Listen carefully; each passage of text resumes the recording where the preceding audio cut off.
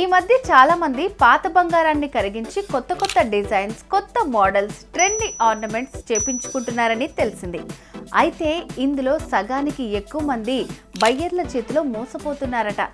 ఎందుకంటే వీళ్ళు పాత బంగారాన్ని ఇవ్వగానే వాళ్ళు కరిగించేసి అందులో తరుగుపోయింది, ఇందులో ఇంత ట్యాక్స్ కట్టాలి, ఇంకా ప్రాసెసింగ్, ఇతర ఛార్జెస్ అని చెప్పి వచ్చే దాంట్లో సగానికి సగం కట్ చేసి ఇస్తున్నారని మస్తు ఫీల్ అయ్యారు.